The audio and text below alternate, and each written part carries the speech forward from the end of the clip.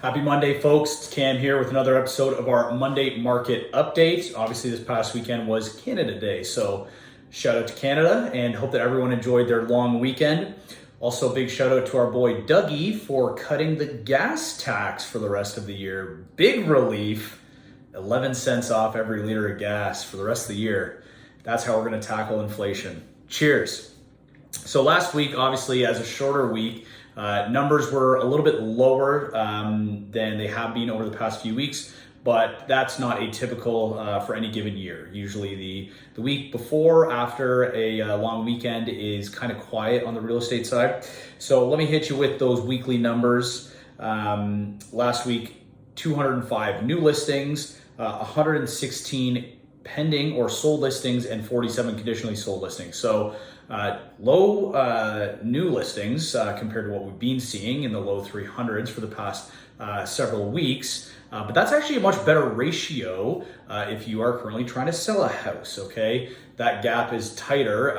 Over the past few weeks, it's been a little bit more, lot more new listings than sold listings. So that's a little bit tighter. We'll see if that continues into this week and throughout the rest of the month. Now, it is the start of a new month, which means that we can take a quick look back at what happened in June to get an idea of what happened in the real estate market, give us a good idea. And there are a few key numbers that I always like to look at. Obviously, number one is pricing. The average sale price in London was down again in the month of June from May, and it's actually a little bit lower than the average sale price in London compared to last December. All right, so where we're at 707 last December, that average sale price in London was just under 690. All right, so that's a big reflection of what's been happening as far as the inventory numbers compared to sales. All right,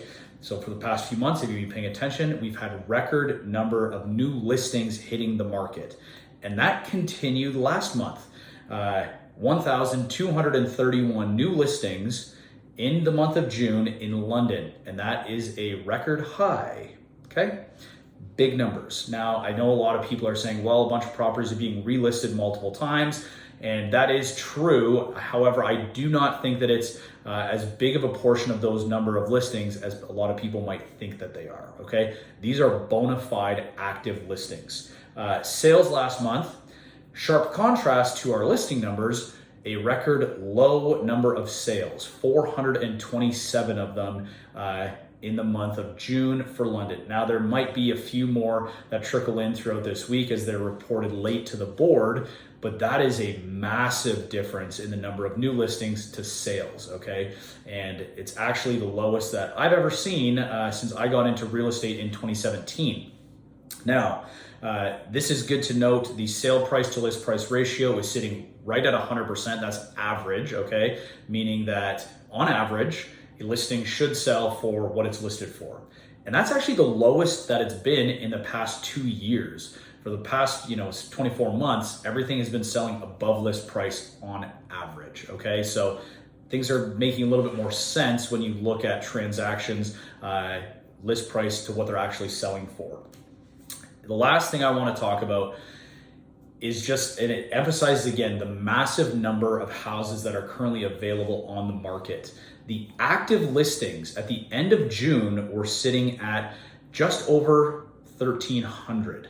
And that is the highest number of active listings that London has had since the summer of 2016, okay?